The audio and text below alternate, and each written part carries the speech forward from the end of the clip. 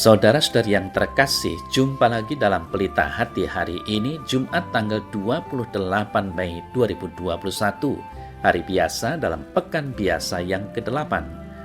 Bersama saya, Romo Thomas Suratno, SC dari Paroki Cilandak, Jakarta Selatan, mendengar dan merenungkan Sabda Tuhan, yakni firman Tuhan yang tersurat dalam Injil Markus, bab atau pasal 11, ayat 11 sampai dengan ayat 26.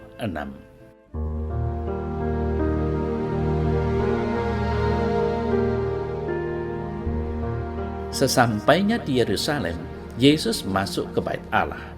Di sana ia meninjau semuanya, tetapi sebab hari sudah hampir malam, ia keluar ke Betania bersama dengan ke-12 muridnya. Keesokan harinya, sesudah Yesus dan ke-12 muridnya meninggalkan Betania, Yesus merasa lapar. Dan dari jauh ia melihat pohon ara yang sudah berdaun. Ia mendekatinya untuk melihat kalau ia mendapat apa-apa pada pohon itu.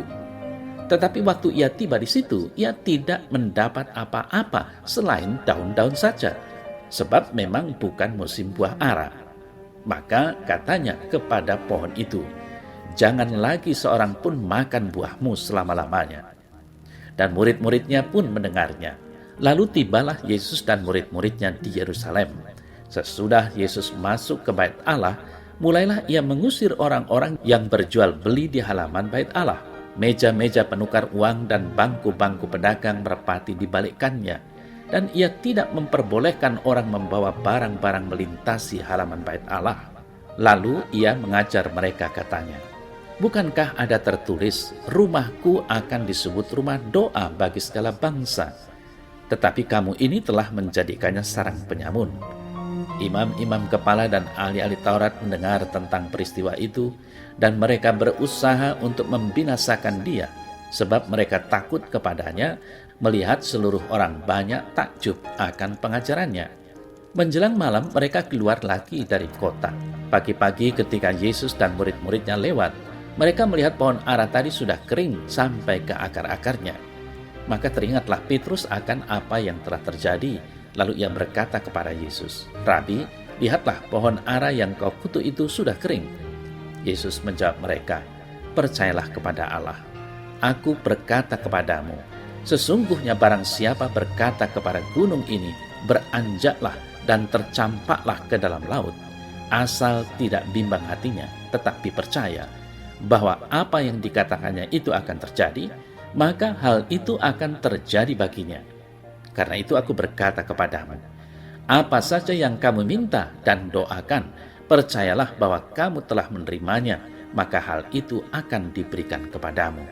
Dan jika kamu berdiri untuk berdoa, ampunilah dulu sekiranya ada barang sesuatu dalam hatimu terhadap seseorang, supaya juga Bapamu yang di sorga mengampuni kesalahan-kesalahanmu. Tetapi jika kamu tidak mengampuni, maka Bapamu yang di sorga juga tidak akan mengampuni kesalahan-kesalahanmu."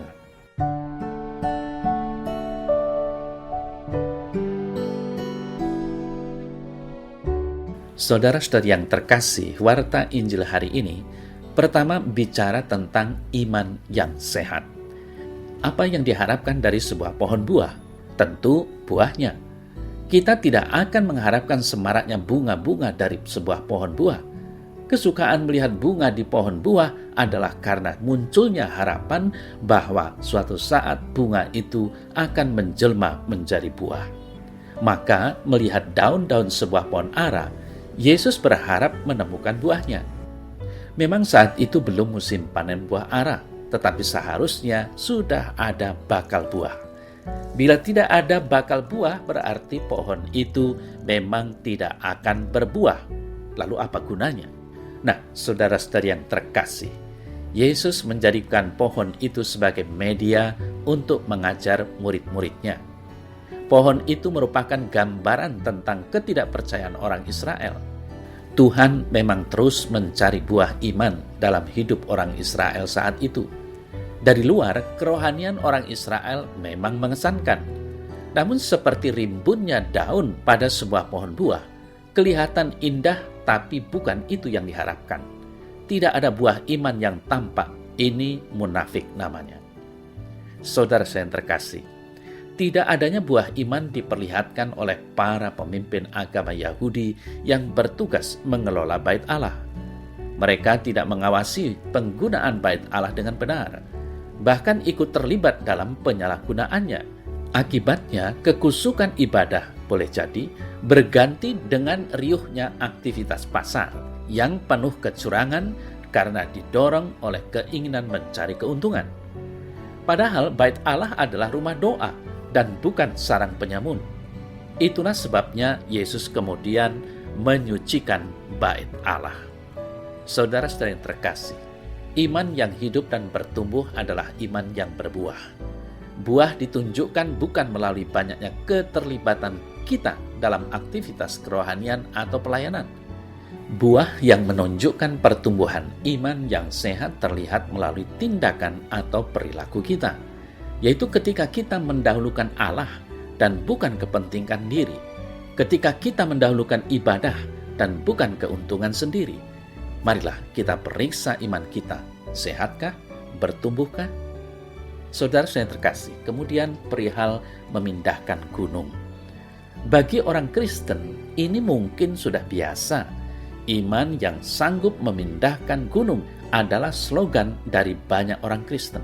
Sayang, kadang iman dimengerti secara sangat simpel. Percaya saja. Nas ini mengajak kita justru untuk merenungkan iman seperti apa yang sanggup memindahkan gunung. Saudara saya terkasih, pohon ara yang mengering karena kutukan Yesus menjadi batu loncatan bagi diskusi tentang apa arti kepercayaan kepada Allah. Pertama tentu saja adalah kepercayaan penuh kepada kuasa Allah. Bahkan iman ini dapat memindahkan gunung ke dalam laut. Tidak ada yang tidak mungkin untuk terjadi bagi yang meminta dan berdoa kepada Allah. Tetapi ada hal penting lain yang tidak boleh dilupakan.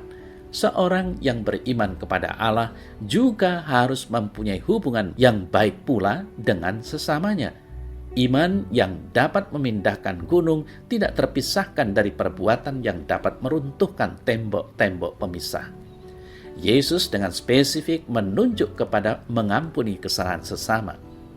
Di dunia yang penuh dengan kemajuan teknologi ini, kadang sungguh-sungguh lebih mudah memindahkan sebuah bukit ke dalam laut untuk menguruk sebuah teluk ketimbang meruntuhkan tembok maya berupa kebencian antara sesama manusia.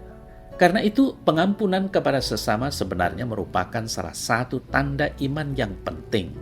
Bahkan bisa dikatakan seseorang belum benar-benar beriman kepada Allah dan kepada karya pengampunannya bila ia belum dapat mengampuni sesamanya.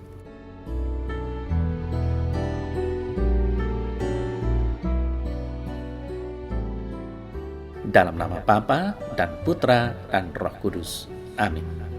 Ya Tuhan Yesus, bersihkan hatiku dan buatlah aku menjadi tempat yang layak untuk kediaman Roh-Mu. Teguhkanlah imanku supaya benar-benar dapat bermanfaat bagi diriku maupun sesama di sekitarku. Amin. Dalam nama Bapa dan Putra dan Roh Kudus. Amin.